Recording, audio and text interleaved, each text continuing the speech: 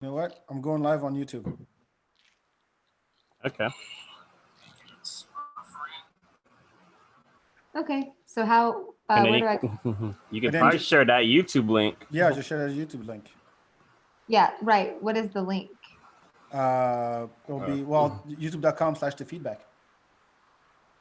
YouTube.com. So it's Kamala. It's Thank Kamala? you.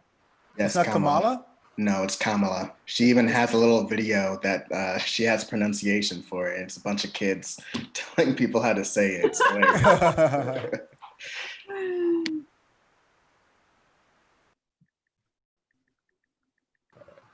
It's a bunch of kids telling people how to say it. It's Kamala. Ah, that's weird. I want to say Kamala. Kamala. All right. Come on, YouTube. Let me pause this.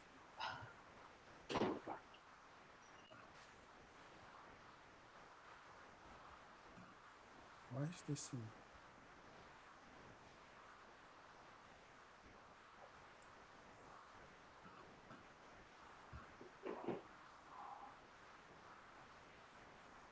It's the Feedback Podcast. YouTube.com/ The feedback. the feedback. Got it.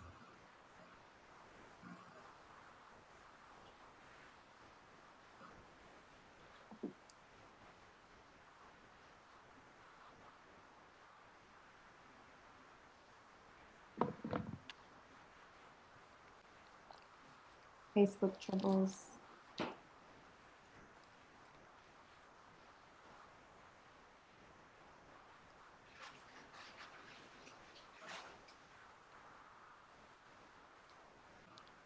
This plant right here is the one that I'm most worried about. The struggle is real on that one.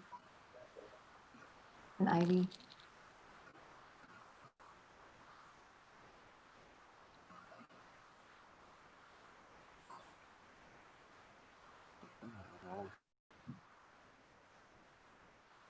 I think it's Zoom that's acting up because it's timing out.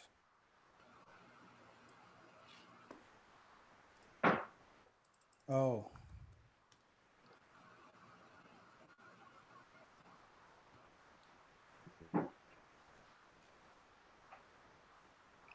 And this is not nothing that matters, but It's live on YouTube. it is. Up at the top, it just went red and says live on YouTube. It's connecting.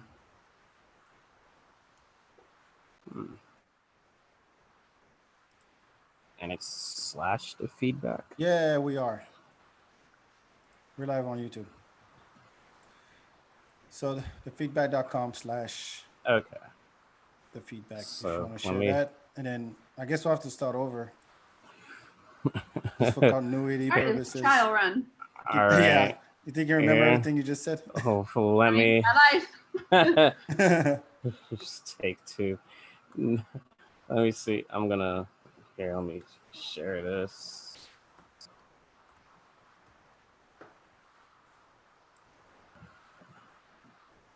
Share. So I put that on there, but when I click on it, it just takes me to the page. I can't see the video where we're live. I'll put it in Yeah. the chat, in the Zoom chat, so you can Okay. that link. Here's the link.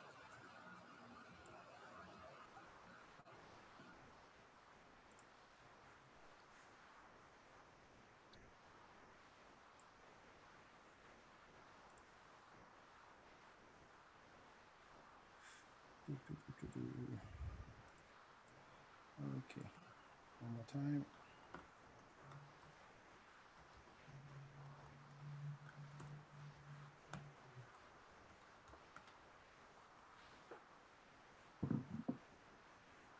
All right, let's do this.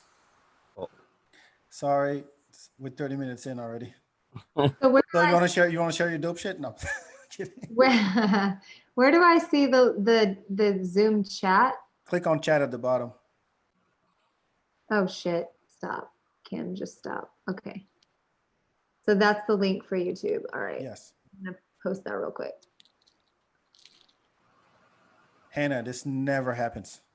You're all good. I don't mind. I really don't. You're all We good. look so unprofessional right now. This is It happens. I'm on Zoom calls all the time, and this shit happens all the time. You're good. Don't worry about it.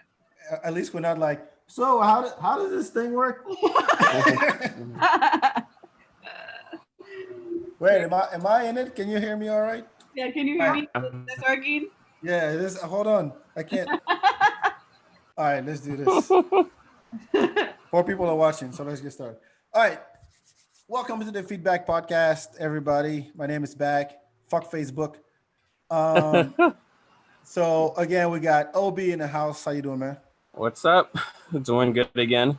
Doing good again. We got our returning champ, Kim Scott, is in the building. Jamming always. How you doing? I'm doing good. Good. It's like, yeah, you're giving us a tour of your house every time you get on the show. It's pretty cool. It's like you live in a mansion. Next time I'm coming in from the bathroom. All right, we're in, guys. Cool. And introducing, we got Hannah Margolis. How you doing, girl? Good. How are you? Thank- Thank you for having me. Thank you for being on the show. Really appreciate it. Live from LA? Yeah, LA. Yeah, LA. Yeah. Everybody's trying to come here. Don't. That's Austin.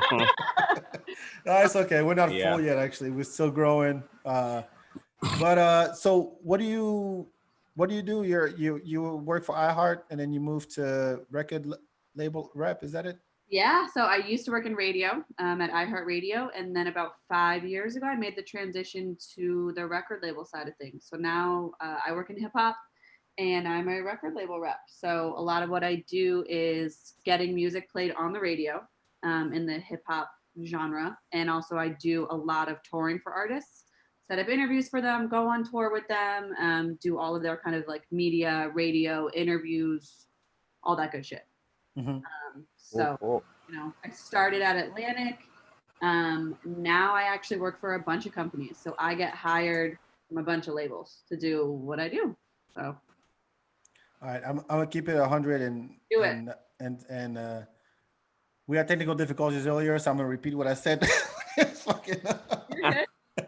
No, but like I told you earlier, like I would have loved to have this kind of job where like being in marketing and promotions for a radio station. I worked at Intercom. I had a blast doing it, except for the sales part. But just being in that, I was basically looking for like, what did I want to do at a radio? Like I know music, I love hip hop, I love R&B, and they hired me for that reason. But I ended up making phone calls all day, and I fucking hated that part. And at the same time, we have in Austin, we have 95.9. That's a hip hop and R&B station. It was brand new, and they were looking to grow it and all that. Shout out to everybody who's still in Intercom. But yeah, like, how did you meet Snow Product and Wiz Khalifa? Yeah, so those are just some of the people that I've worked with over the years. I would say I started out at Atlantic because I had met someone when I was working in radio who kind of liked what I did and felt like, I had the right vibe to be in the record label side. So he hired me. At the time, Snow was signed to Atlantic, and they needed someone to go on tour with Snow and do her radio. So basically in every city that we went to, I set up all of her radio interviews. So anything that she wanted to do to go on air, I would bring people out to her concert that were from the radio station, so that they, could become a fan of hers, like her, want to play her on the radio station. Basically just like schmooze some people, I'd take them out to dinner with Snow with me, that kind of stuff. And then I was with Snow for 3 months over the summer. This was like 3 or 4 years ago. And honestly, like to this day, still one of my friends. She's one of my favorite people to like just to watch and listen to. Oh yeah, no, she's And like, do like back in Kim? Do y'all know she has a YouTube channel? yeah, the everyday. Like I watch all her like vlogs she makes. She's good. Like she's one like artist that like hustles and does like everything, merch, 100%. like concerts, like in every city. Like she has that hustling mentality. I like her a lot.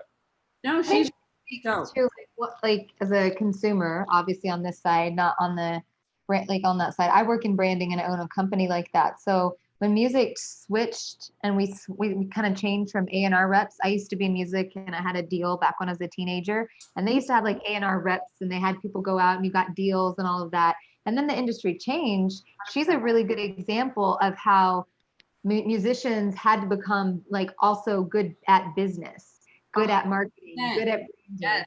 And so all levels. I love that those musicians like her and artists are like true artists. They're artists in their merch, like you said, Obi. They're good at their marketing. They hustle when it comes to going into the cities, knowing exactly their crowds, their branding. So it's just really interesting how the music industry has changed since, like, I was in hip hop, but like I said, like pre-show, I used to be a backup dancer for a hip hop singer or rapper actually. Cool. And so just watching it change over the years from when I was a singer to a dancer, and then now like musicians, and obviously COVID has created a lot of problems in that too. Just seeing people have to show that hustle. She's a good example of that. I actually use her as an example to some of my clients for branding and just like that are musicians. Sometimes like the fuller picture that they have to be good at business as well. It's no longer like you have somebody who does everything for you anymore and you just go sing or you just go perform. I mean, it's changed so much that you have to be, you have to be approachable. Like it used to be like there's no way in hell you could end up, meeting your favorite artist. But now with social media, it's like, I know them. They show me their cats and they show me what they do every day. They just like us. They take a shit like everybody else. They put their shoes on one at a time, just like everybody else. Everybody else. Yeah. But which way do you prefer? Do you prefer like back in the day, like when your musicians were like super mysterious and it felt like it was like they were unreachable, or you like it now where you feel like I'm just like one person away from, or one like message away from actually meeting like my idol or somebody I really respect and watch and listen to? To me, I think there's if it's too much, where it's like they can't help but share every single moment of their life. I think it's like it loses that mystique about the artist. Yeah, I will say, oh, sorry, go ahead. But also, if you're only sharing shit when you're promoting shit, I'm like, all right, come on, what else? Yeah. If all you're doing is promoting your album, like Kanye, you don't hear from Kanye unless he has something big coming up. Well, I mean, like running for president. Yeah. I'm sorry, I didn't mean to bring that shit up because. Yeah. But anyway, you're saying, Hannah? I feel both ways about it. So it's like, it's interesting for me thinking about it, how the label industry used to be before streaming came along and before social media was a thing. And you were buying albums and you were going to record stores and, and then streaming kind of just blew that whole fucking thing up. And you have to think like tours back in the day before there was all this social media and you could see somebody instantly, were selling out a lot more. Like now we have festivals, so there's bigger things like that, but tours were like a huge fucking deal because that was the only time that you could see this person. It was like you could on the radio, you could buy their CD, see them on TV, you could go to their tour, right? But now it's like we see these people all the time. It sort of loses that value. But on the flip side, it's helped a lot of people, and a lot more people I feel like are famous nowadays than they would have been, because there's all this opportunity to like promote yourself, get to know the artists, people like them. You're able to reach so many more people than you may have not been able to. So it's just, it's kind of like a double-edged sword here. You can look like Cardi B is a prime example of like, if she didn't have her social media and people kind of fall in love with like how her personality is. I feel like she's a really good example. People like was everything she big on social media before she blew up. Well, she was on a reality show before. No, her social media is what people fell in love with, because she would go on these rants on her social media. She would go on social media and be like, I don't care if you guys don't like me. I know you talking shit about me and this and that. But the way she would talk about it was so funny. Like she was so funny. She had an endearing, funny side to her that blew up, and they weren't going to keep her on the show actually, but her social media presence was so huge. They decided to go ahead and put her on there. So, I mean, that actually pressed, it went that direction. So, because I even like Cardi B is a good, but even better example is DJ Khaled. His whole career blew up. This man's too much because of he blew up because of entirely because of social media, like with his Snapchats, with his another one, and like he does it so much that he just became like a what's the right word I'm looking for? Like a caricature of himself. Like omnipresent. He's just just a whole. But it's too much, right? Promotions right here, like that's his whole being is promo. But come on, you got to be tired of him. I don't even follow him, and I'm tired of him. You personally, but brands are not. Oh, sure. Every company is still trying to use him and promote their product. Yeah. By all means, I'm not knocking down the hustle, and I know, like, he gets sponsorships and all that. He's not the most attractive guy in the world, but it works for him. He was on that show with Diddy. The Four. He's done other things, and I think when you saw that, like, you saw his feedback about the industry and about musicians. Like, I'm not tired of him because, like, I appreciated, like, his presence on that show. So I think that the as in anything we do, like, obviously you guys know me, Hannah's just meeting me, but a lot of people that know my Facebook know that we own 2 companies. I work in coaching of a person, but then branding, social media, all those things that we own a separate company for. And the biggest thing I tell people is that you have to be multifaceted. You have to always be on your grind to open up, to see what that next step is, like, be intuitive to that next step. And those are the greatest artists we have right now that are intuitive to going, oh, the next step, this is this show, or being on The Voice and being a judge on The Voice, or doing something else that used to be looked down on, like, oh, you weren't as cool if you went on those shows. It was just to kind of get your career back. But now you've got some of the top names on The Voice as judges and things like that. And that reignites their careers and opportunities. So I'm not tired of him because I see him in different aspects of things. But I appreciate the hustle as much as I do the alignment. I think a lot of musicians and artists in that field have a good alignment. They know what their purpose is and they stay open. And they just roll with it. The people that I'm worried for are the people that stay in their own little box. I'm going to stay true to my craft. I'm going to do it my way and only my way, and nobody can mess with me. I'm not open to your opinion. This job, I'm not doing this. And they kind of fizzle out. So that's my opinion. Well, I think personal brand is still very important. Case in point, when I first launched the Feedback almost 10 years ago, my face was nowhere to be seen. Even though my name is in the freaking my first name is in the name of the thing. And so it's not until later, but people put 2 and 2 together and say, oh, you're back from the Feedback. Yeah, but my face was nowhere. So I think that if you want to get yourself out there and then you're trying to, you have to, like, cultivate that, your personal brand. That's just the way that goes. Yeah. But speaking of, we got to talk about hip hop because this was a big week for hip hop. This when was it? Was it Wednesday? What? Yeah. The hip hop birthday. Oh, yes. 2 days ago. I think 2 days ago. Yeah, 2 days ago. Yeah, was the hip hop's 47th birthday. Knowing that the first, like, the birthday of hip hop was that Cool Herc party on August 13th. August 11th, sorry. August 11th, 1973, in the Bronx. But yeah, like, well, what was your introduction to hip hop? Like, what made you fall in love with hip hop? What was it that you're like, oh yeah, this is my shit right here?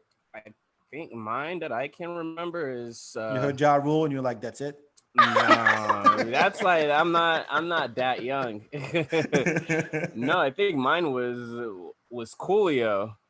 I think really? Like it was I think Fantastic Voyage? It was that song because I think I learned all the lyrics to that song, Fantastic Voyage, and then I just and his songs were so easy and so catchy because I was like, oh man, I could. Like, I know all the lyrics to this song. Then right after that song, I think California Love came out and I learned all the lyrics. And then I was just like, man, I feel like a rapper now or something. And that's just kind of, and then I just always stayed in it. And it's just, all of hip hop has always seemed to have like this party atmosphere kind of like vibe to that's it. How it started. So, hip hop. And I was being like someone that's like high energy. Stop. Yeah, you don't want to always, it's just like so slow ballads, like especially in the early 90s or something, like or Boys to Men, like was the like but it's just like that. Hip hop was like your party music you always went to. Did you? For me, I don't know if it's like fully hip hop, but for me, I remember like little, you know what I mean? Little growing up, for some reason, every time I would hear Return of the Mac, it was like smile. Yeah, That's a good one. From just like a There young. it is. Return of the Mac. Hold on. and now you hear that on Oh my TV God. I hear that on TV every like commercial break now. Yes. Came out, and then growing up, and I don't know why it was so brought into my life in some way, like just any part of the culture really, and growing up, and then it went from there all the way to summer camps or Mix-a-Lot comes out, and for some reason my ass does a dance at the talent show to Baby Got Back. Full ass got Of course you did. camp. My parents had to call me and pick me up. Wait, how old is that? I was 12, probably 13.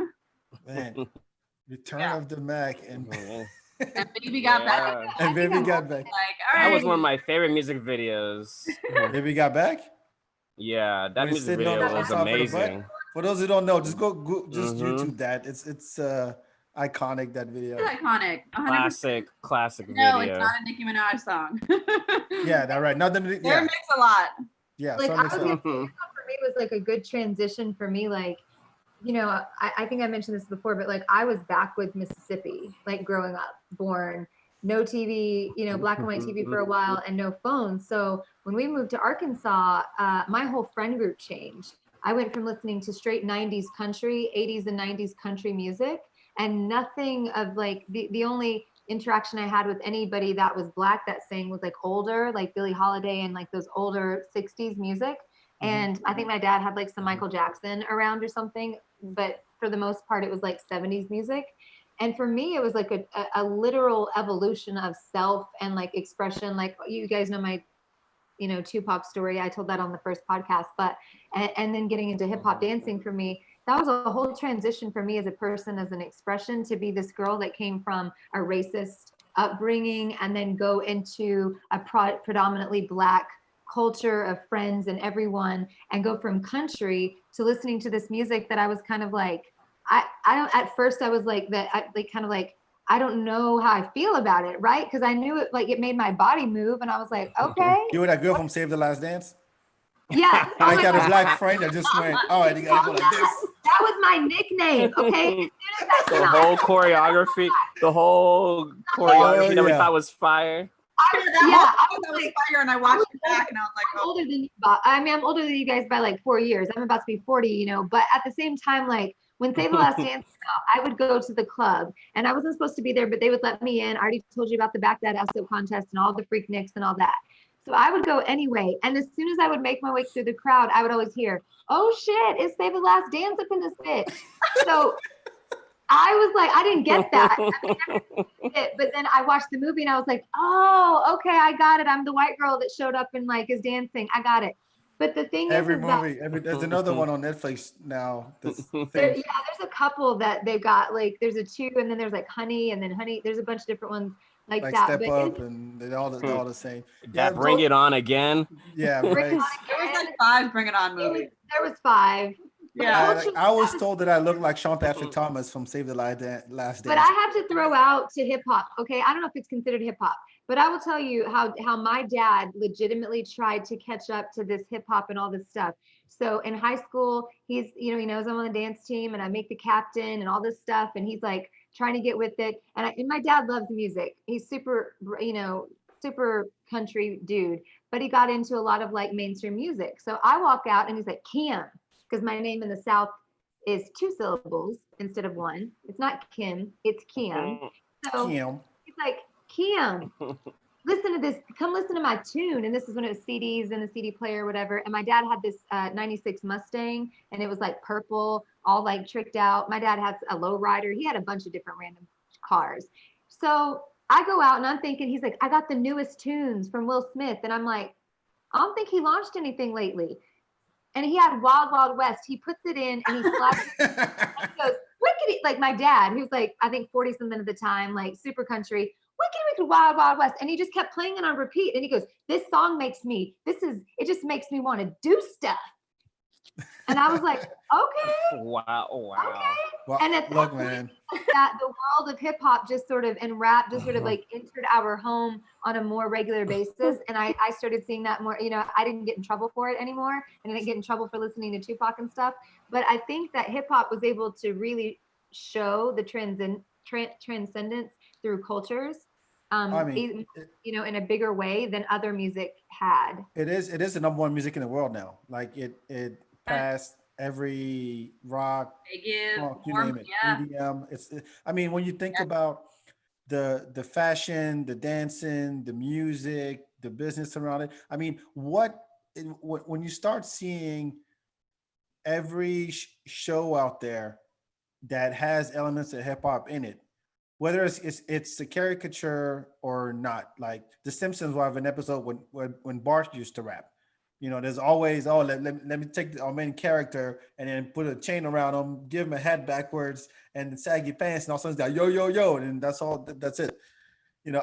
Just today, one of my boys I grew up with was like, yo, check out this YouTube page called The Storybots, and it's a kids show with a robot cartoons rapping about kid stuff, like about science and colors and shape and dinosaurs and all kinds of stuff. But they're rapping the whole time. Like the dinosaurs are coming up with chains and hats and everything. It's crazy. It's called Storybots. Oh, wow. Storybots. And I love it. And I fucking love it. I was like, yes, that's I've never seen Box smile so hard talking about kid stuff. Look at him. He's just like, I watched. Hold on. I gotta share my story. I bet your son's asleep most of the time that you're playing it. Oh yeah, no, he loves it. Yeah, like his favorite song right now is "Keep the Heads Ringing." Ring ding dong. He loves that shit.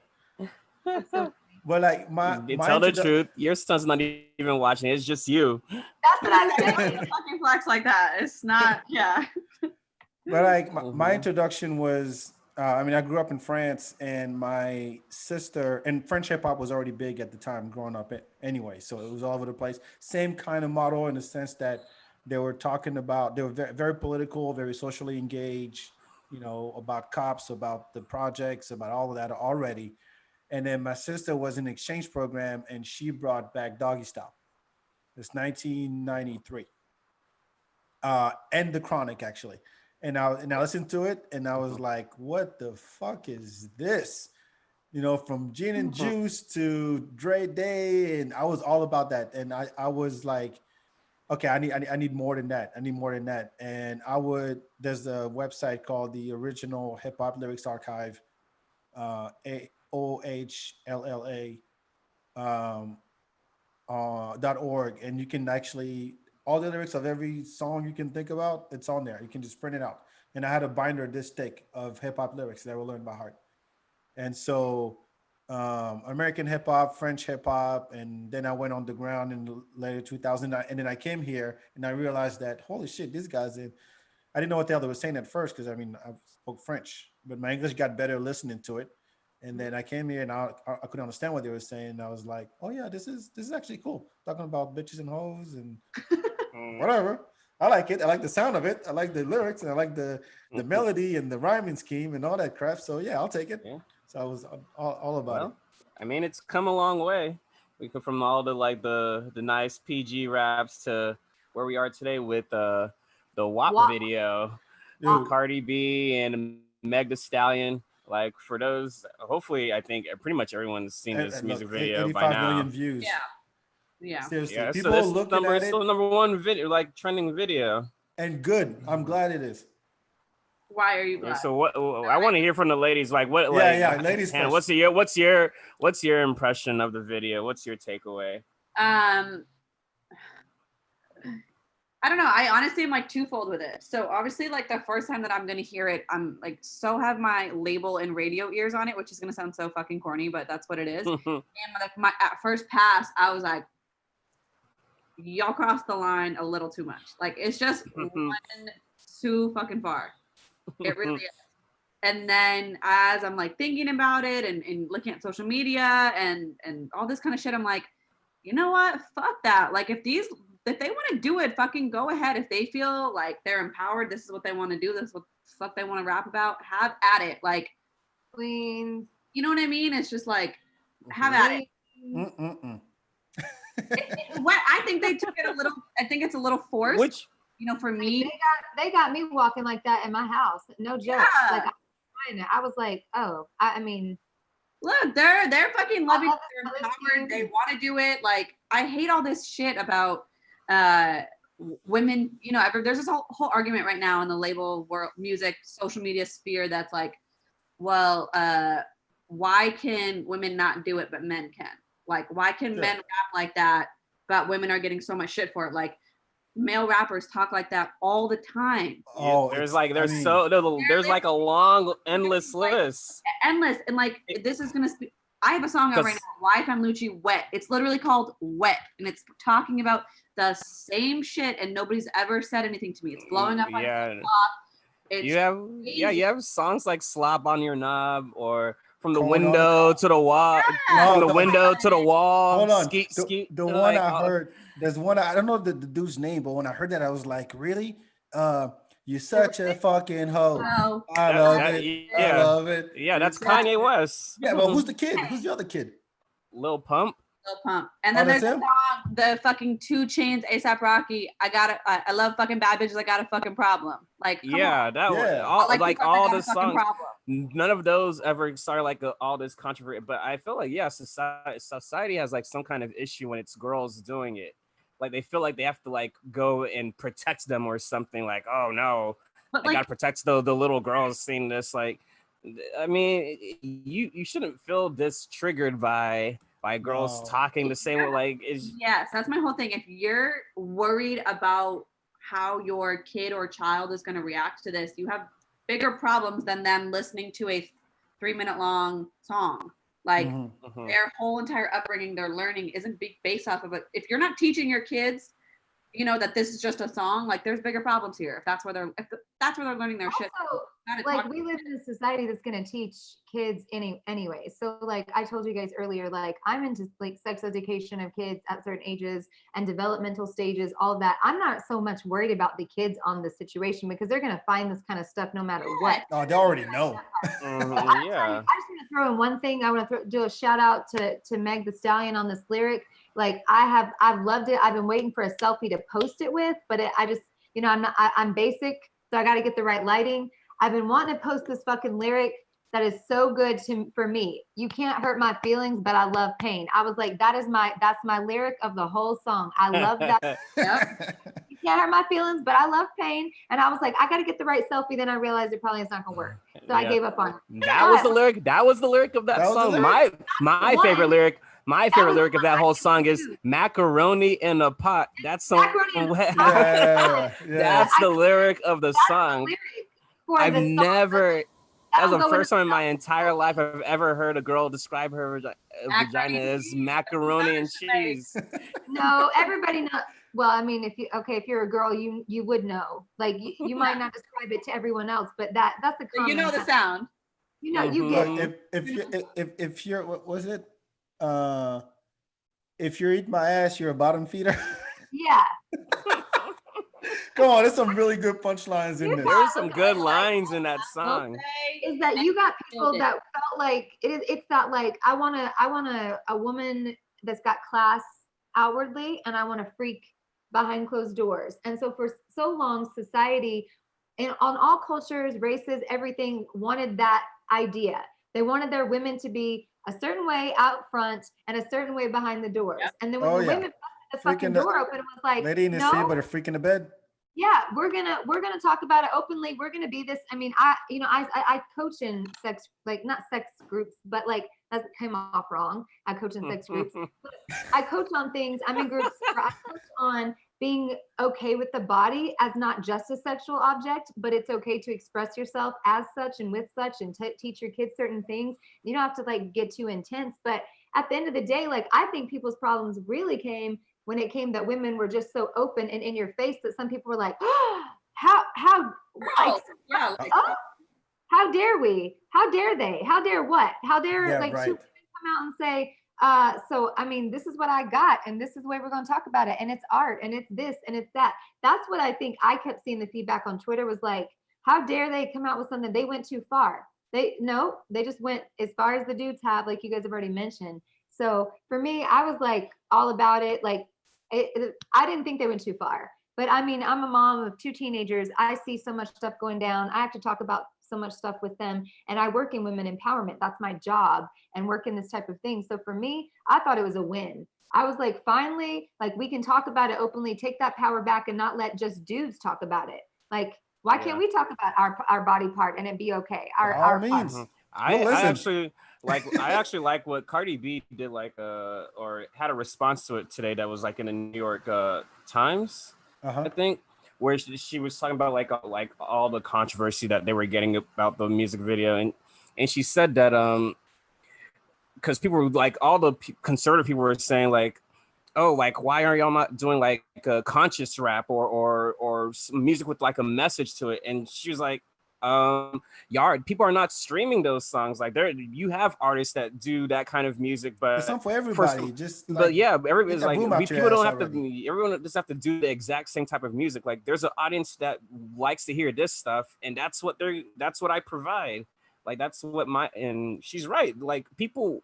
She's like the number one streaming thing this whole week. Like it's the number one. So we can be multifaceted human beings. Like last time I was on the show, my hot shit at the end of the thing was that I had just downloaded Folklore by Taylor Swift, and that shit was my jam. And Alex's, if you remember, Alex is on board. Yeah. We had been listening to Folklore by Taylor Swift all week. I can listen to Folklore about Taylor Swift making me get feelings about sixth grade crushes I had, and still listen to Cardi B and honor that part of me too. Like as women, as human beings, we are multifaceted. So like music as an expression does not have to be limited to only one audience. I am an audience of six different types of music. Let me play little devil's advocate here. By the way, shout out to everybody in the chat. We're on YouTube now. I see G Christ, Kate Boswell. Hey Casey. Saying yes, expression is so important. Yes, it is. But here's what if, and I say what if, I don't know if there's a really young female artist out there, like in her, let's say take Taylor Swift, and then say, actually maybe hip hop will be better. Okay, a young female hip hop artist, like young and like 15, 16, and she's rapping like that. How would you respond then? Because I mean, Cardi B and Meg Thee Stallion, they're adults. They can do whatever they want. They're adults. They're grown women. They have plenty of sexual experiences. Sure, but if a 16-year-old does the same thing, what happens then? I mean, that's not my. That's not that bad Barbie. Bad Barbie bitch. That cash me outside, bitch. Okay, I'm.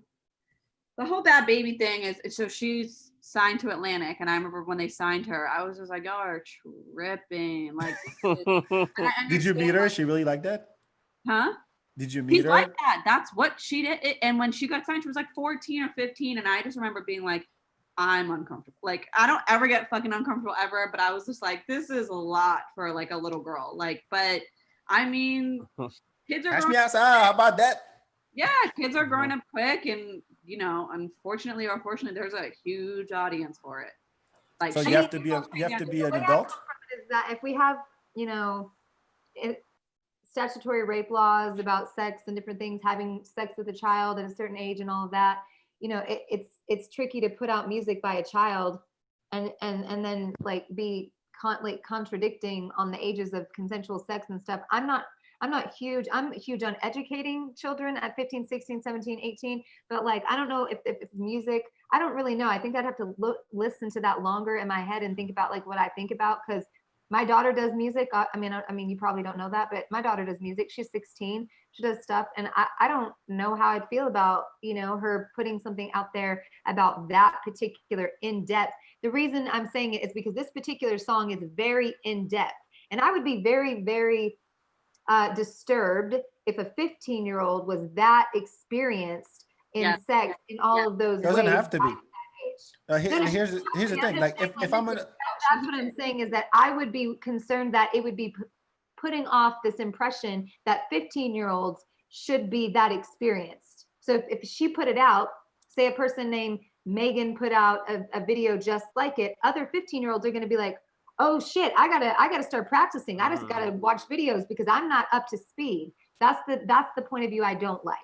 Okay. Now, as women, Yeah. 20 years, I feel like that's happening now. That's not where we're at that point. Like, I know that you go on TikTok, depending on like what your For You page looks like or whatever, but there are very young kids on TikTok dancing very sexually to songs. I know that they didn't make these songs. We're not talking like this, but dancing sexually, dressed sexually to really explicit songs that are incredibly viral, that another 15-year-old, because I have a 16-year-old stepsister, and she does that shit or wants to do that shit. And I'm like, do you even know what you're saying or what you're dancing like? Like, it's a whole different world now. Well, let me ask you this, Hannah, like, you remember when Britney came out?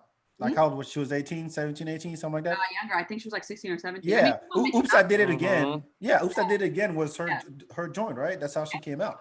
But it was Baby Hit Me One More Time was what she came out with.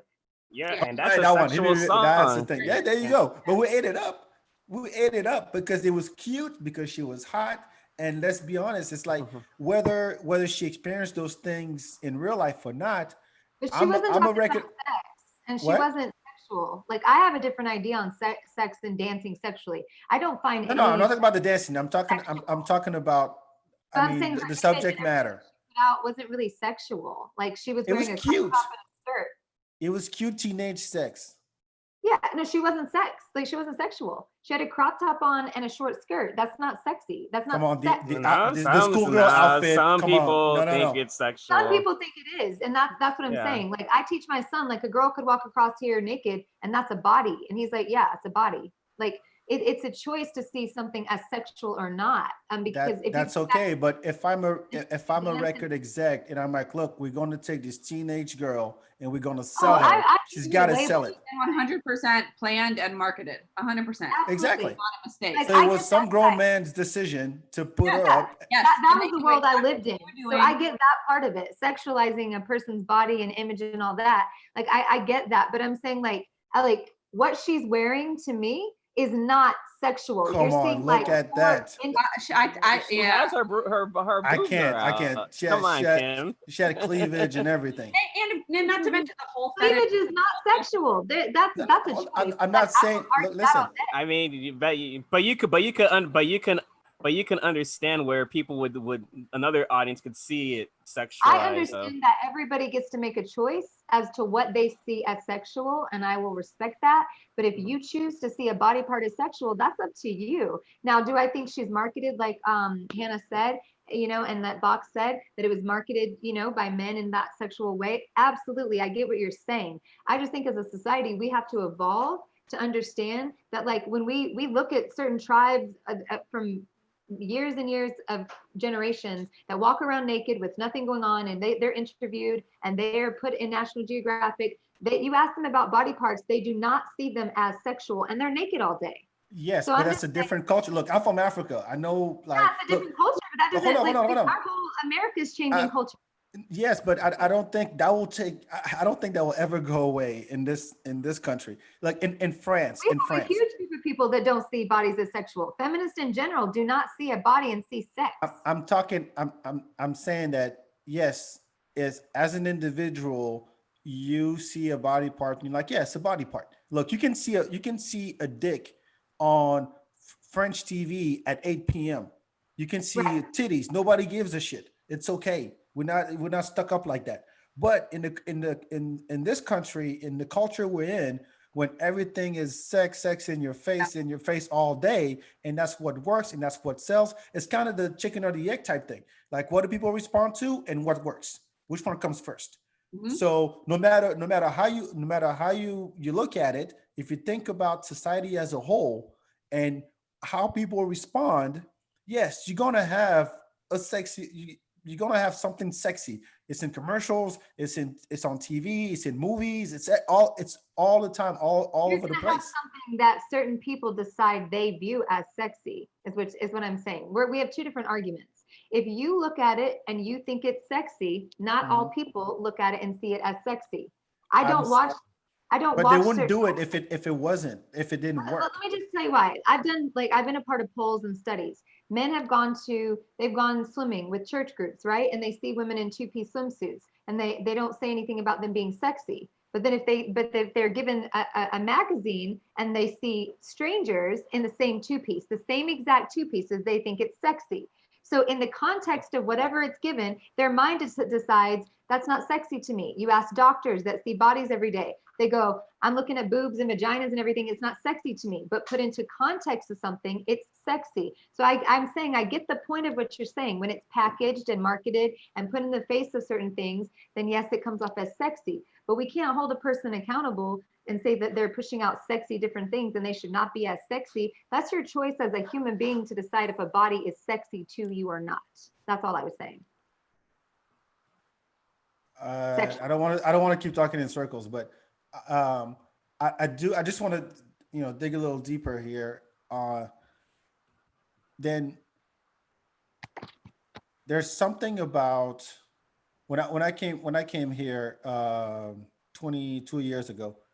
Like I was told, there's three things you can't talk about with people where they get uncomfortable: politics, religion, and sex. If you talk about sex with people get really, it's awkward, it's weird. And the weird thing is there's this idea, just like, we're saying like conservatives are bitching at this WAP video because it's way too sexual, it's way too graphic, and women shouldn't talk like that, and all that. And yet we know that sex sells. So it's kind of it's hypocritical in a way. Mhm. And It so, is. But it's like I don't know. I the think taboo. That's why it's selling. It's like exactly. this forbidden a thing that's it's taboo. You feel like you want a little bit more of it because it's the wrong thing, or and I'm not saying that's how I view it, but that's just what the marketing I feel like is behind it, or what the response is behind it. It's like this thing that you're not supposed to have, but you want, and it's a little bit dirty and naughty, and you like it, and it sells, and people want to look at it because it draws them, because maybe they don't see it all the time, or it feels to them like they've been trained that it's not what they're supposed to be looking at. Just have different levels of Comment, it would opinion or awareness in that. Like I said, like I think maybe perhaps I come from like a different, more progressive group of people, not progressive minded, nothing superior here. I don't want that to come off strange. I mean, like the people that I work with who speak to their children, who educate on these things, who work in healing of traumas and sexual assaults and all of that, are a much more open group about talking about sex. It's not taboo. Like I talk about it in my home around my kids. I talk about it with Sinjin. I'm on podcast about it. So I think maybe I see it differently because I come from a place where my daily work is talking about traumas and sex and what sells and branding and all of those things. And it's intertwined, and nobody has a problem talking about sex unless they're conservative, until I say, I see a bunch of Christian girls throwing their boobs up online all the time with a cross right here, right between their cleavage. And people will go, oh, well, yeah, well, yeah, she probably should have pulled her shirt up a little bit. And I'm like, I mean, you don't have a problem when it's like the girl that goes to the mega church with you. So I have a bigger take. I have another takeaway from this whole thing.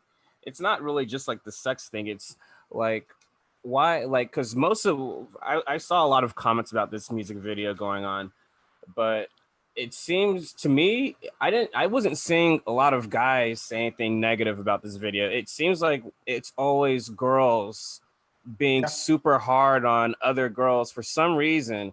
And I don't understand why. Like, why is there some section of women so critical of other women doing this? And then it's because it's not like the super shy conservative guys are like, oh no, don't do, like they still were like, it looks fine to me, but I wasn't seeing like a lot of negative comments coming from guys or even calling the name. Shapiro. Yeah, he's a troll though.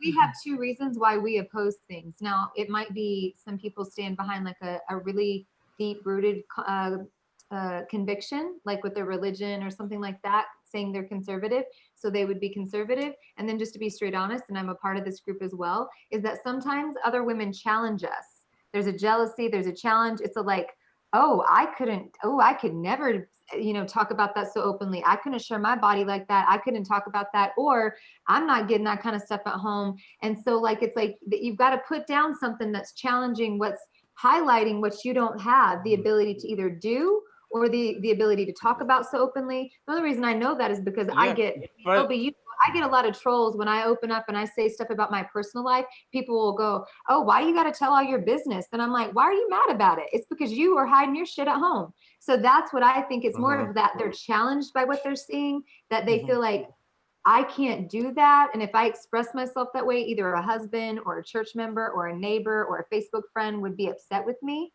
So I can't do that. And that's where the hating. I feel like that's still like a small percent, like, because it's not all the girls I'm saying the ones that are having negative comments are not like your church going type. They're just kind of type. I'm saying people like me that feel still that they can't say that they like that song because their Facebook friends are going to come after them. It's a challenge of like, I don't have that. You think it's all about optics? Sometimes I just think like in any topic, not just this one. I mean, this is what I work in with my clients. When I ask them, what is it that made you upset when you were scrolling? I talked to you the other day. I said, I don't get jealous when I scroll the feed of girls that look younger than me or better than me, because I know somebody's going to be prettier, seeing better. I get jealous of a girl that can run down the road because with my illness, I can't run. I can't get on the treadmill.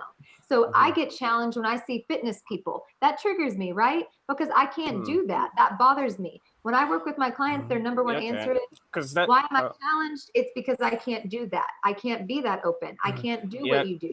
Because I'm like, well, it's because I like, it's a weird dynamic that like I'm trying to figure out what's the difference between like men and women, like, because other guys that when women we see hate on other women, when other guys men see don't do that. Dude, when I see other guys that are like richer than me or more attractive or whatever, like my gut instinct is to kind of go out there and lash at them or something or cut. I don't see a bunch of guys in general do that to other guys. Like you don't see people like shitting on like Zac Efron or Rabbit, like it. But for some reason, when other like lifted up like females kind of get to this certain point, there's like this percentage of women that kind of feel either jealous of it or threatened of it, and they kind of want to cut it down immediately without kind of like supporting it.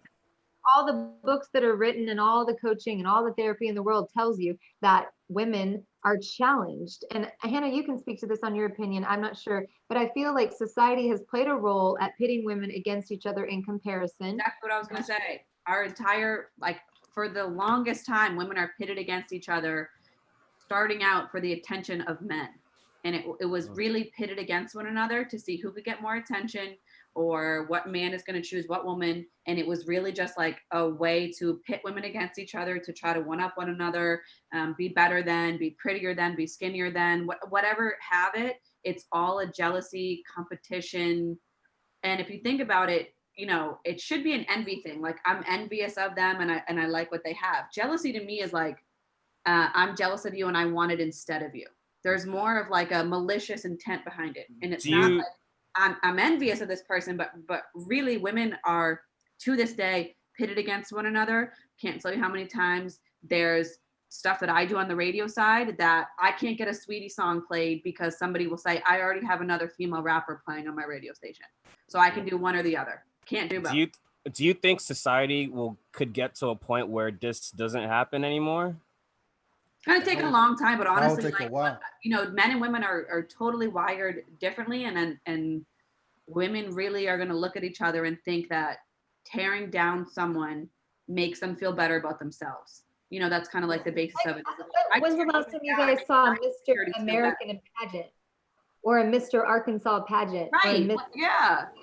That we don't have that, but we have a pageant from little girls starting. They're literally like competing on their feet.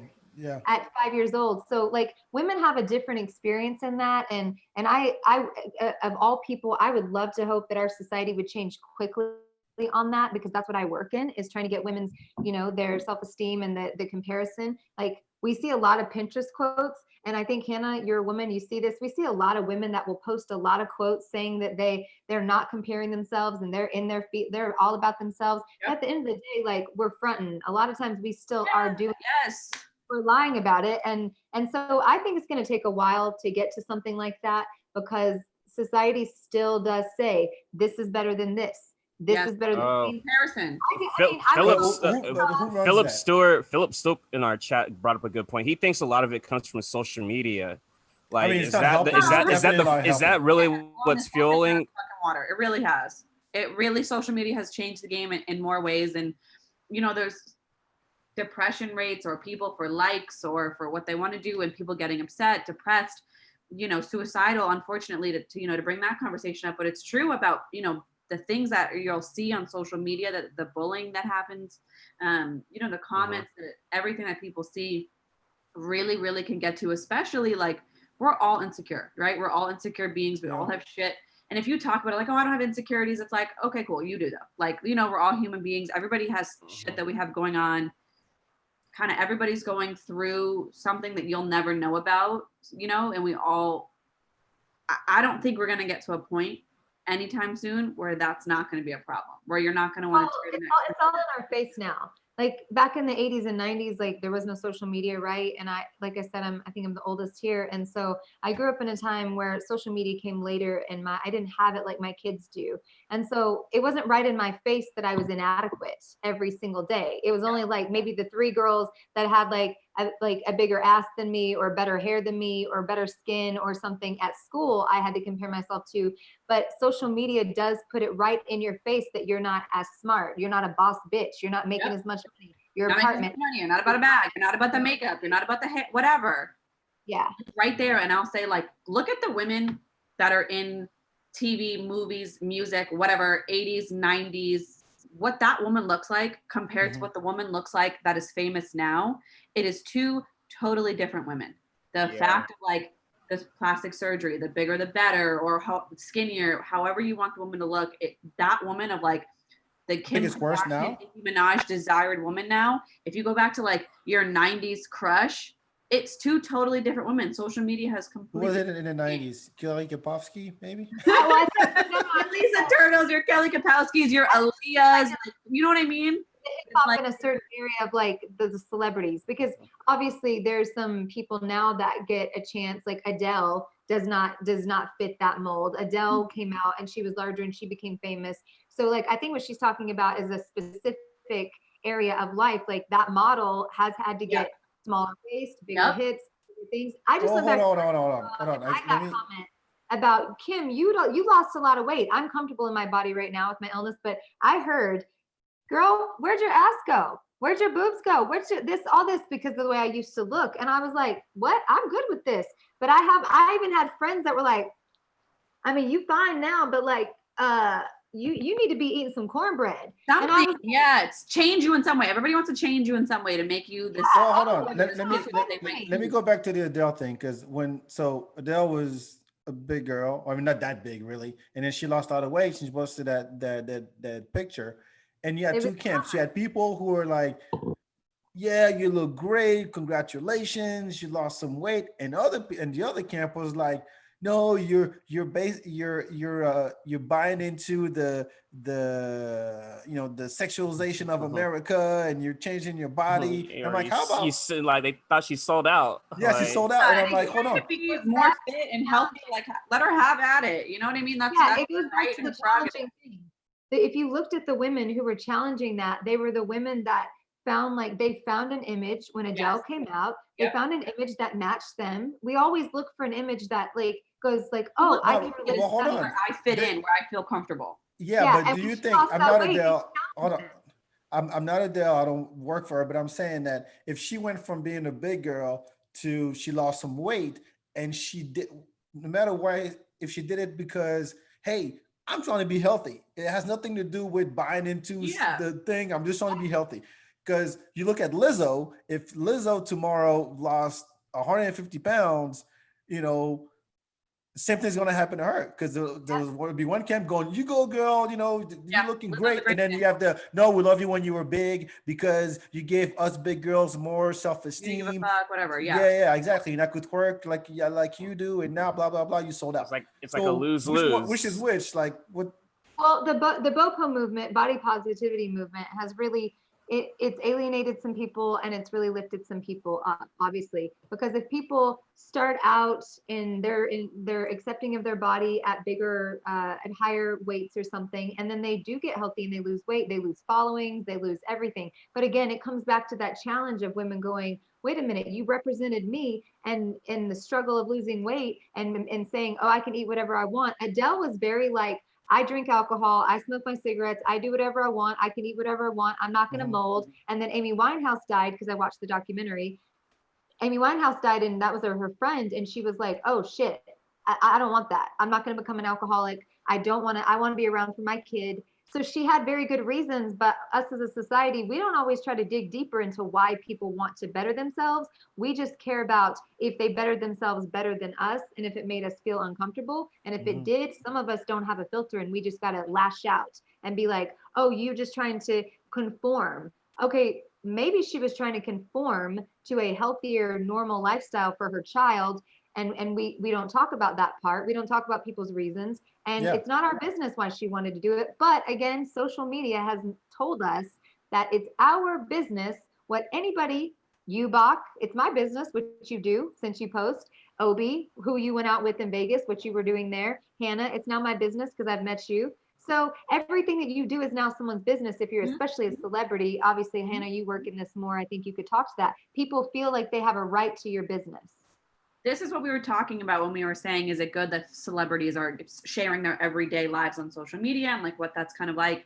And they do feel like that. They have a platform now where they can comment on everything that you do. You can comment on every post, on every Instagram. You can privately DM them. You know, your shit's blown up all over the internet. Your private DMs can get exposed, your text messages, your pictures, everything that you do. So people feel like they have a right, like you said, to comment on what you're doing because they're like, I've been along with this ride. I can talk to you. You talk about it. You know what I mean?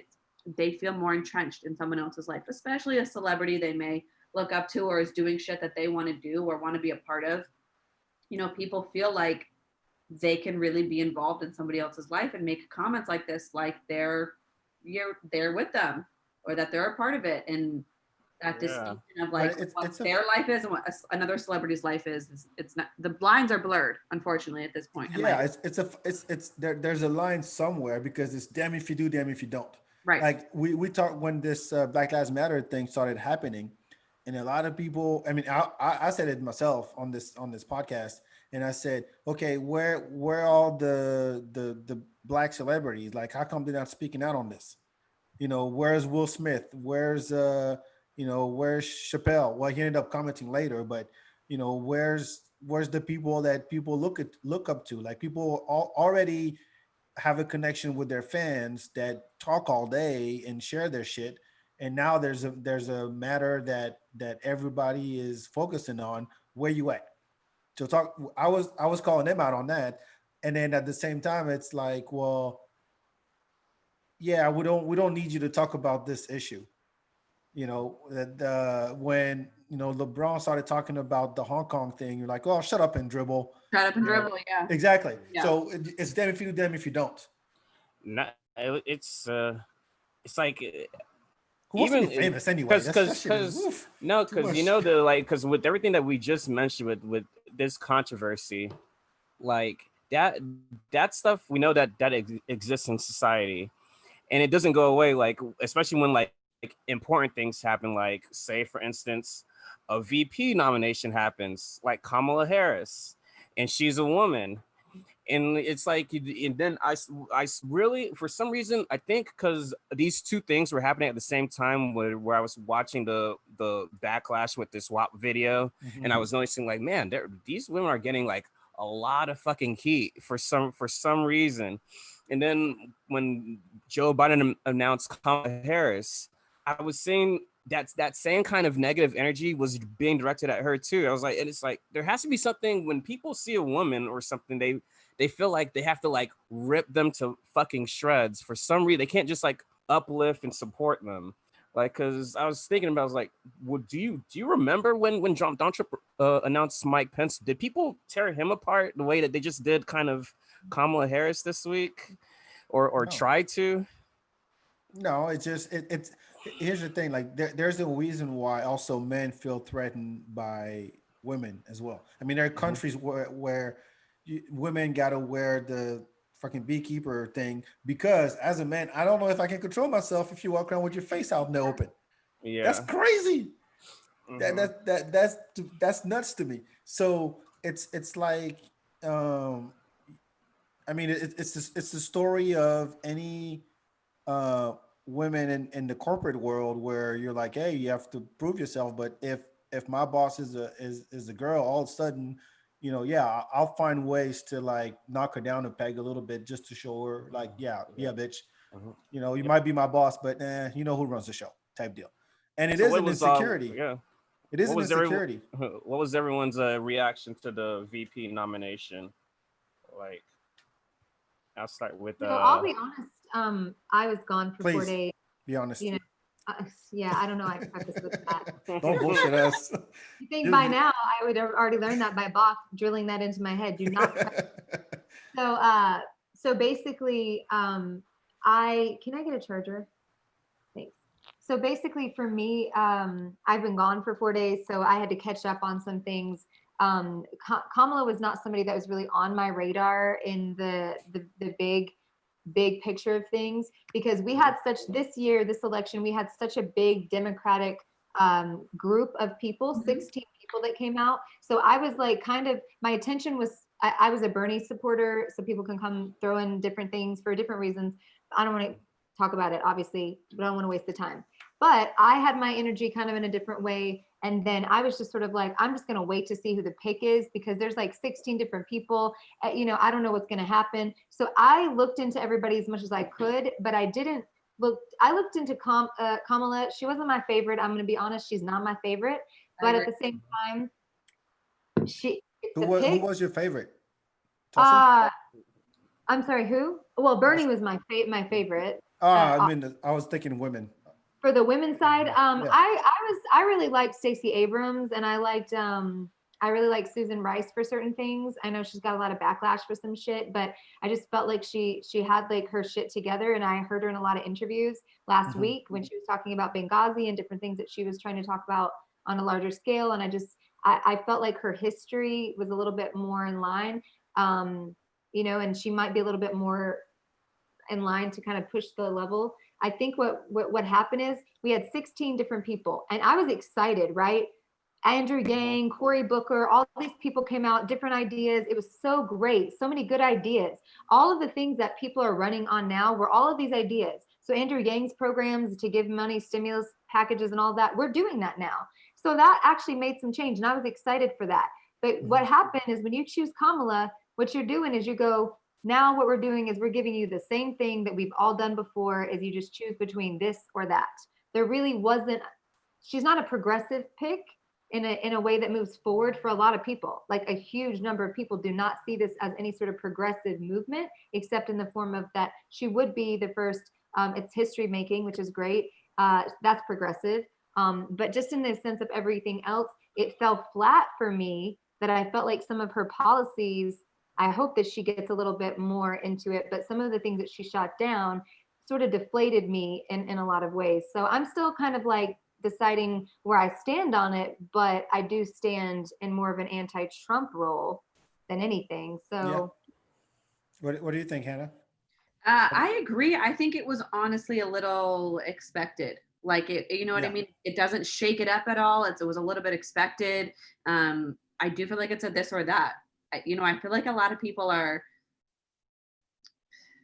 unfortunately, I think there was a decent amount of people who were kind of along the lines of, I don't give a fuck as long as it's not Donald Trump. And that you know what I mean? Yes. It was Okay. like, I don't give a fuck who it is. It's just not a vote for Donald Trump. And, it's if it's not Donald Trump, like, great. I'm glad that it can be by somebody else. I'm glad for that, but I don't feel like it was the smartest pick. I think it was an easy pick, and I'm glad that it's a woman, and I'm glad it's history making, but I don't feel like it was the smartest pick, in my I Tell me why disagree a little bit. I think strategically it was a smart pick because because it's just the basics of race and gender. and age. Okay. And age. But also, the thing about Biden is that his entire platform is, hey, you want Trump out, vote for me. Like I just got to say what Trump is, the opposite of what Trump is saying, and I'll get in. That's really all I need to do. He doesn't really stand for anything, really. He's riding on Obama's, 100%. record, So I think no matter what, he needed somebody that was charismatic and somebody who knows how to, like to be like someone tough. And so I think that it was more on the, hey, strategically, let's pick someone who's the total opposite of this dude and run with it. Because when you think Mike Pence, you think of the debates like Mike Pence versus Kamala, I swear saying it like that, Kamala. That's going to be interesting. That's going to be interesting because you don't know what the fuck Mike Pence does, but you know that Kamala Harris has a record that she runs on. You don't even know Mike Pence's We record. don't know anything. I don't even know how I don't even know what he does. I don't even know what his Mike voice Pence talking, I can sounds. tell you. Yeah, I don't even know what his voice sounds like. Exactly. But I think Like that's Kamala why will be, I thought like. But Kamala will be vocal. We'll have some shit to say, and so I think strategically it was a smart pick.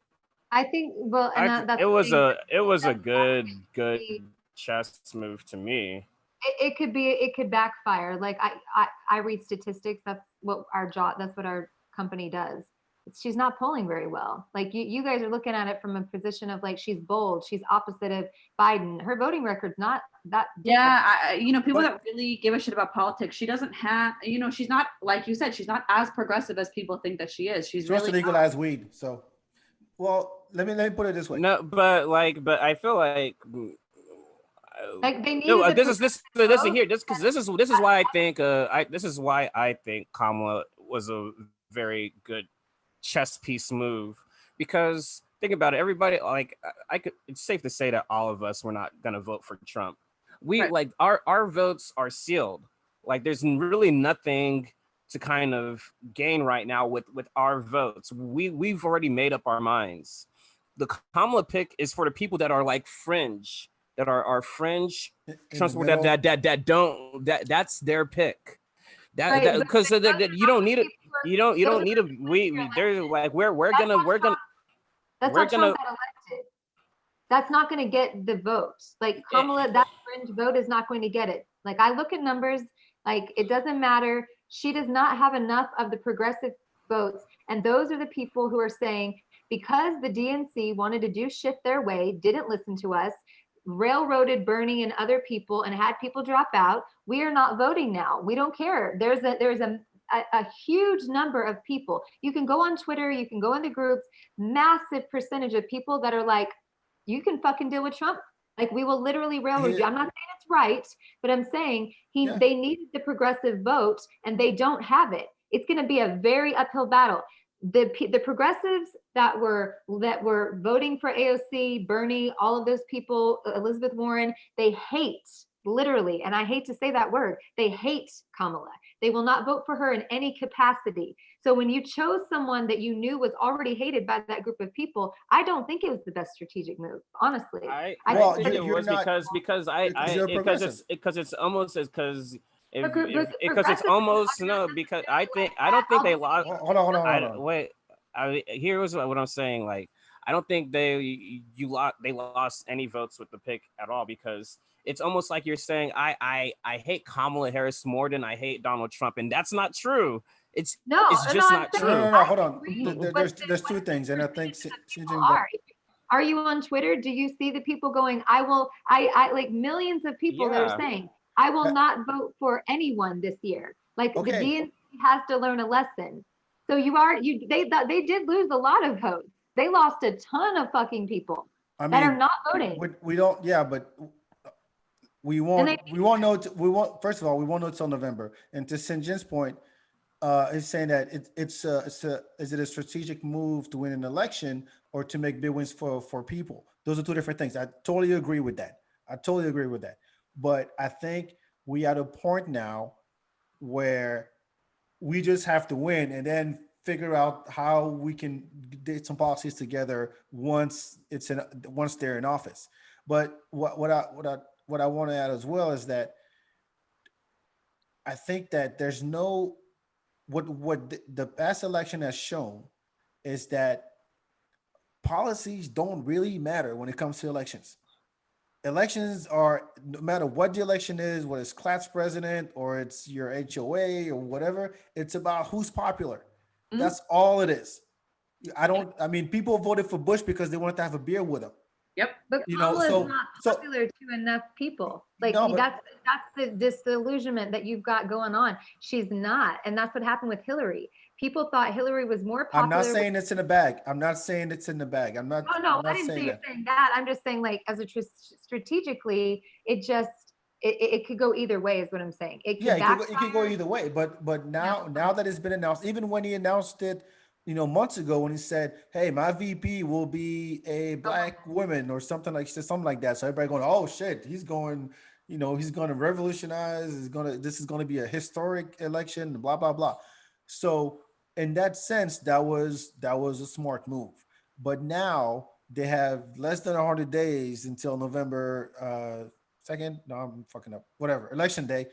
So now they have to campaign together and get enough people to come back to the middle and not think that, oh well, we didn't get Elizabeth Warren, we didn't get Bernie, so fuck y'all. I'm not gonna vote, so I'm not gonna help at all. Yeah, we can't do Thing that. is, there's still 4 years to look forward to. So if we can get the win now and then worry about the 4 years, because I've learned not to underestimate the American people. This is the popularity contest. Now she has to appeal to everybody and bring people a little bit back to the middle. Because if you're too progressive, Bernie happens and Warren happens, and Bernie didn't. Bernie and Warren didn't have any problems until the DNC stepped in. No, I know they fucked them over. Progressives are going to say, we're going to teach the DNC a lesson. And if they succeed in that, we get fucking Trump. So if the I'm DNC saying the people that matter are the people who are right here stuck in the middle. right. No, that's not who just matters anymore. But that doesn't win the election for us. The people stuck in the middle do not win the election for us anymore. You have to push it really extreme. Trump was really extreme for the Republicans. That was a really extreme situation, and it got a lot of people excited that never voted, that never got out of their houses to vote. That for the first time, they were first-time voters. Record highs for first-time voters other than Obama. Kamala is not going to have record numbers for first-time voters. It's not happening. They're already polling that, and it's flat. So what I'm saying is, you do have to be a It little depends more. how they position it. But even if How he they chose, position like, even if the pick was let's say Susan Rice, it still wouldn't have pulled in like this amazing new numbers. Susan Rice was polling more people that were more, that you're going a different strategy, right? So that's a whole different argument. Susan Rice was pulling more people that were moderate Republicans over to that side, that were more willing to vote for Susan Rice as if Biden, because a lot of people think that Biden's not going to make it through the first year.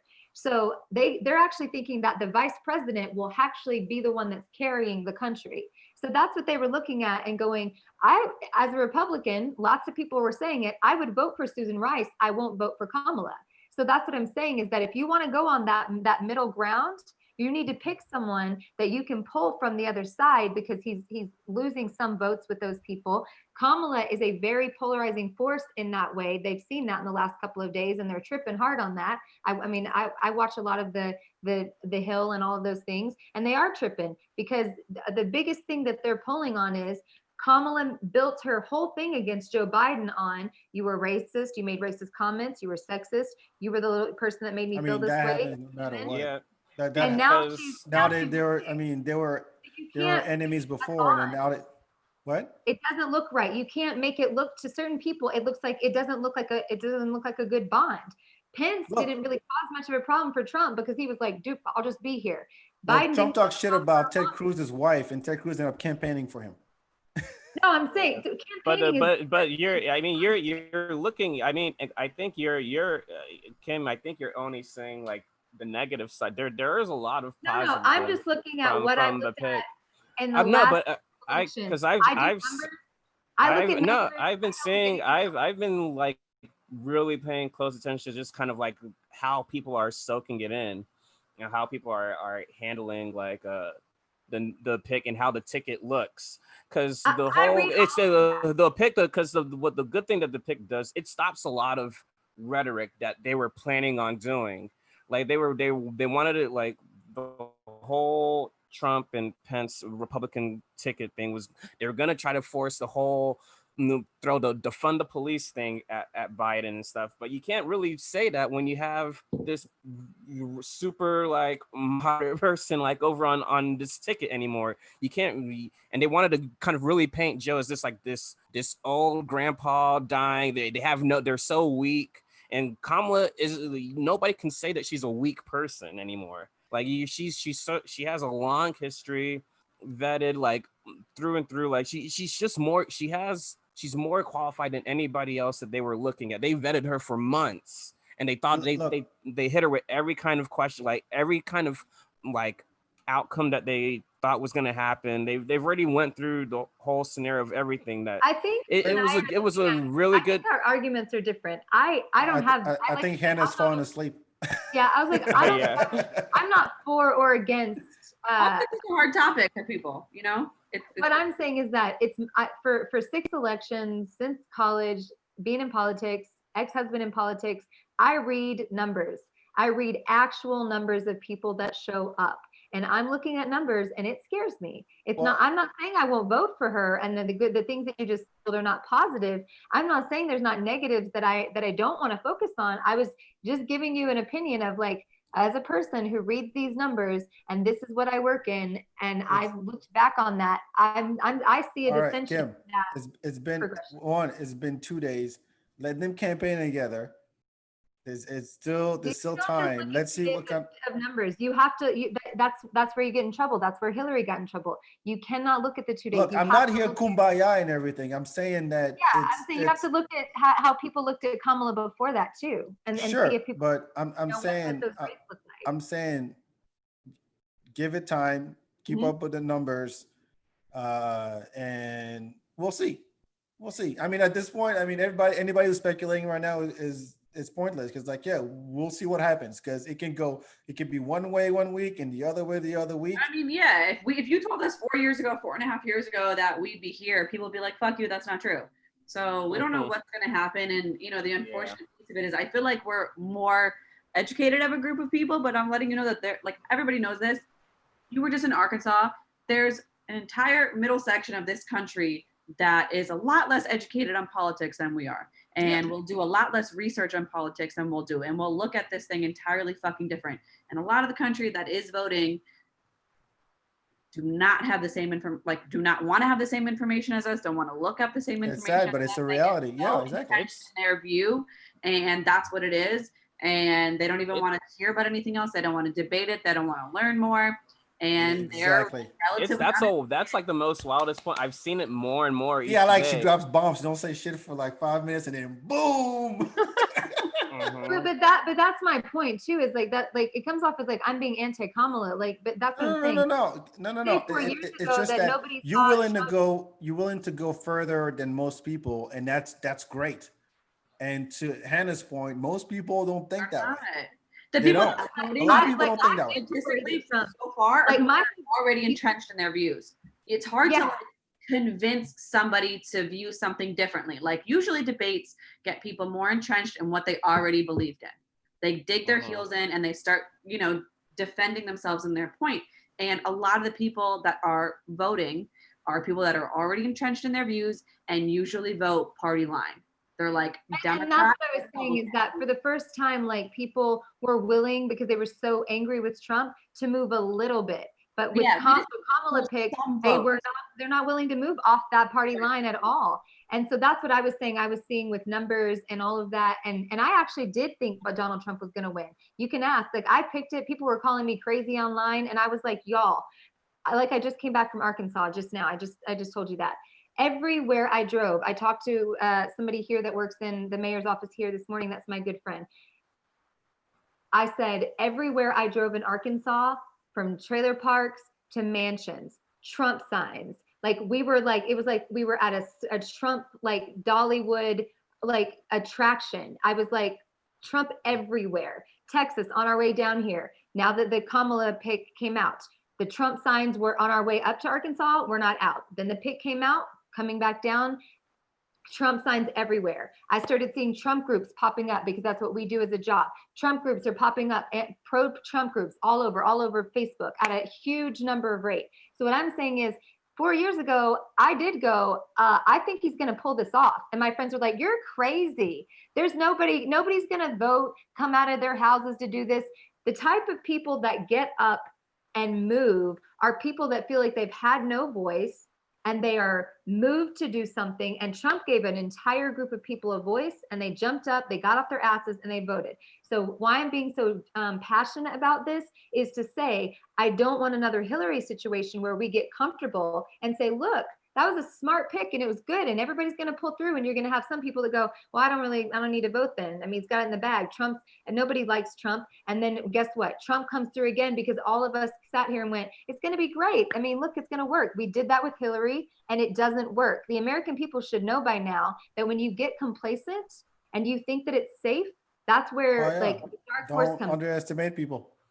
Yeah, you need to have that. It was like new and exciting, and there was a lot of people who felt like Trump's saying shit that I'm thinking, but don't say, and Trump's actually saying it on national TV, and it was like this exciting thing for some people, and they wanted to get out and vote. He says it like it is. It was different, and he says it like it is. I mean, he's the all man's people, and he's not a politician, and he had that pull. But I agree with you. I didn't think Hillary had but remember in 2016, they're like, he had less people voted for Trump. He won by the Electoral College. And a lot of those, and there was a big chunk of those people that voted because they're like, I want to give him a chance. You're hating on him without giving him a chance. 4 years later, that section has given him a chance. And those are the people that are in between right now. It's just that like the people, the ones that are deep in Nebraska, Arkansas, they're like, because we saw during the midterms, like those areas stuck. They stuck. He didn't lose any of those votes that during the midterms, but all the Democratic states and cities got bigger. They grew. Mm-hmm. Even it wasn't enough to kind of completely take over the state, but they grew in size during the midterms at the 2-year point. And then now with everything that just happened in 2020, still we're at 17 million people are still unemployed. And he just got rid of Social Security too and Medicaid. And it's just like it's like you're not realizing how much there's a lot of like the thing that kind of really helped him the first time around was anger and hatred. And that anger and hate is going to come back. When he got rid of those things. His likability went back up when he just signed that new stimulus, when he just signed that executive order. His points went up. His points did not drop when any of those things happened. It only dropped when people thought COVID was happening, and it drops in how he was handling COVID, and now he's been spinning that. Keep in mind that he has a very strategic, St. John worked for Trump's campaign manager. So we know a lot more of how this kind of goes than sometimes, because St. John had to write some of the articles, and poor soul, but some of the things. So St. John worked for Brad Perscale, which is out of San Antonio. I don't know if you guys know where Trump's things are centered, but we have a lot of the people that contribute massive amounts of money to his campaign here in San Antonio. I was reading the Forbes list yesterday.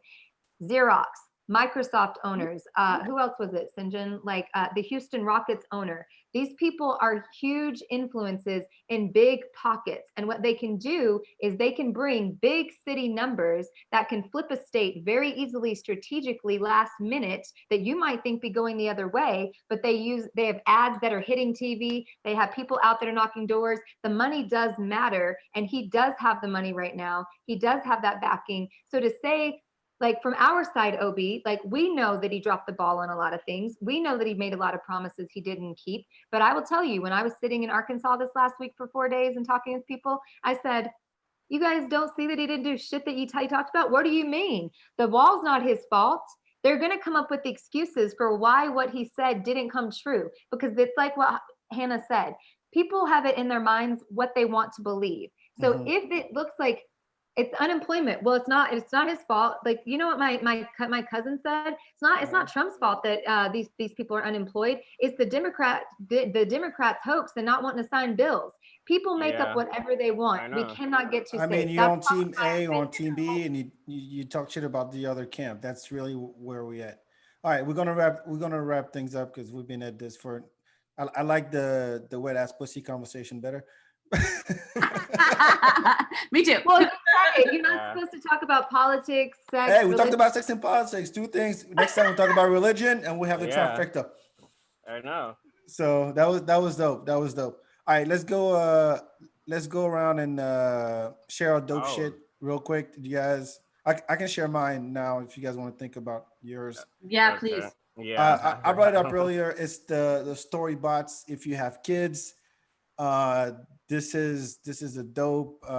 It's on Netflix as well. It's on YouTube Junior, something Junior. Um, Nick Jr. no, it's not Nick Jr. It's just no. But anyway, it's these four robots that teach kids about all kinds of stuff, shapes, colors, transportation, and the solar system. It goes pretty cool. Yeah, can you have some volume on that? Looks like there's We're some talking about hip hop dinosaurs earlier. approaching fast. Velociraptors, velocirapping. When we run up, who knows what'll happen? Velociraptors, velocirapping. Don't get too close, or teeth will start snapping. When it comes to dinosaurs, we are small. 6 feet long and 3 feet tall. But our size doesn't matter at all. We're quick and speedy when it's time to crawl. Long flat snout with a real strong jaw. Jagged teeth. Yeah, so this Okay, story bars. bots. Seriously, this is really dope. So teach your kids. You can put it in front of that. Peppa Pig gets annoying after a while. I gotta admit, she's fucking annoying. She's really Yes, annoying. it is. So Trust me, story I'm a bots on 5-year-old, I YouTube, get it. on Netflix. Check it out. That's my dope shit of the week. Who got next? Dope shit of the week. My favorite artist right now, favorite song right now, and I got a little sneak peek information. We got Sweetie, my favorite female rapper right now. Her song "Tap In." Okay. She's dropping a Tap In remix with DaBaby and Post Malone. That is my dope shit of the week. I'm fucking excited. I like her. I like what she's doing.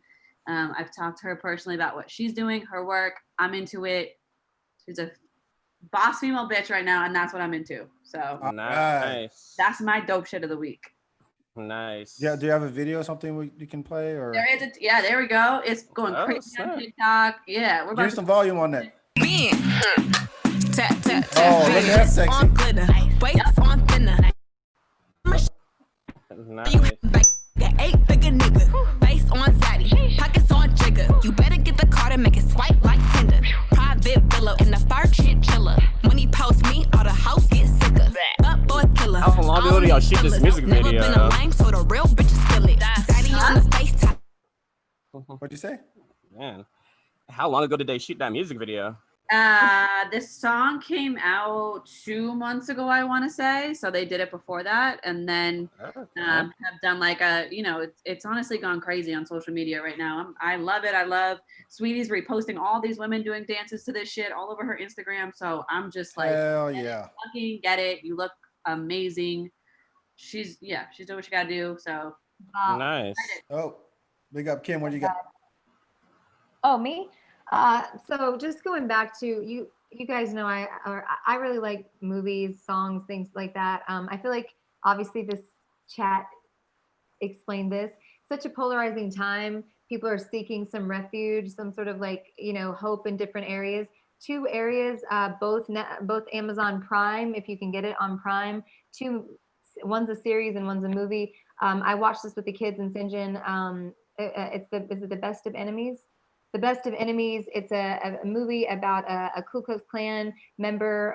It's a true story. He was the head of the Ku Klux Klan, and a female activist, Black female activist, and how she was able to change him and he was able to change her. And that story is just, I get chill bumps just even listening to that, showing how through active communication and talking can actually change people when we say they can't change. So that one really got me this week. It had me moved in all the ways. I mean, you think about the head of the Ku Klux Klan deciding to integrate schools when he was, using the N-word every other word. And they tell his entire story, a lot of real personal things about his life in there, a lot about special needs kids as well and all of that. love that. And the second pick on Amazon Prime, I know I've seen a lot of breakups with COVID, a lot of like just people not really feeling like love can happen and you can find your person and that love has to look a certain way. And we watched a series that is called Modern Love on Amazon, and it shows like each episode is a different form of love in a relationship, from married couples to gay couples to single moms, different forms of love and how that's portrayed. And it gives you a lot of hope about humanity. So those are my two dope things for the week. They're not hip hop and they're not big videos or anything, No, it's dope, period. Who cares? Whatever It's you want. dope. Whatever you want. That is the rule. Nice. No rule. Obi, what do you got? I mean, I don't have a specific video, but I just have some good news that on August 22nd, movie theaters like AMC are going to reopen. So we get to go back out to movie theaters soon. I'm staying my ass home with Cody. Dude, I'll sit in the front row away from everybody else, but I just miss movie theaters so much. I miss wanna see dance some floor, new- so you can open that. I'm gonna stay my ass home. Yeah, so soon, it's like we're slowly getting back to stuff we used Is to it do. nationwide or just in Texas? Yeah, nationwide for Holy AMC shit. theaters. I don't know, man. And they even have a ticket special saying that they're gonna, I think, first week in 15-cent tickets to go see, just to try to get people out. I'm trying to get my kid back into school next month. So back in school, start school. So I don't think this is gonna. Hey, we'll see. We'll see. Anyway, where can people find you? You want to plug your stuff, Hannah? Yeah. People want to follow you, Instagram, Twitter, Facebook, Instagram, TikTok. the best place. Super heavy on Instagram. That's where I do a lot of my work stuff, music stuff, artist stuff. Always posting cool content, new music, whatever you guys need. It's just at Hannah, HANNAHT Montana. So Hannah T Montana. Sweet. Catch me on Instagram. How about that? No. Thank you very much for coming on the show today. Kim, what can people find you? You can just find me anywhere pretty much under Not a Basic Life. I'm basic, but my life is not. So yeah, just Not a Basic Life. So it's facebook.com, instagram.com, anything. And my website is notabasiclife.com as well. Sweet. Obi, you got And anything thanks to for plug? having me on again. Like, yeah, I appreciate it. All right. No, this was dope. We went from hip hop to sex to politics. This was great. So again, thank you everybody for tuning in. Sorry for the technical difficulties at the beginning there. We'll see if we get back on Facebook or we're still on YouTube. We'll see next time. Shout out to everybody in the chat. Thank you for your comments. Thank you for your questions. We do this every week on Thursdays. Make sure you follow the feedback wherever you listen to podcasts. The feedback BAK. We're on Twitter, Facebook, Instagram. And one last thing, if you haven't listened to last week's episode, we just dropped it this morning. We had CK Chin and Matt Fisk, who's a U.S. Army vet. We talk about PTSD and the pandemic. We talk about trusting the system, and of course the mask debate, and then the story of Lauren I can't pronounce his name. Holler, yeah. Who passed away he lost his battle to PTSD. There's a link on the feedback.com if you want to donate to his family for the funeral and all that stuff. So support the veterans. This was a very important and very powerful conversation. So make sure you check that out. That's a previous episode. Go to feedback.com. It's all there. So thank you again for listening. Shout out to everybody. Thank you guys. Love y'all. Stay safe. Stay healthy. And we'll talk to you next time. Ciao, ciao. Ciao, everyone. Cool.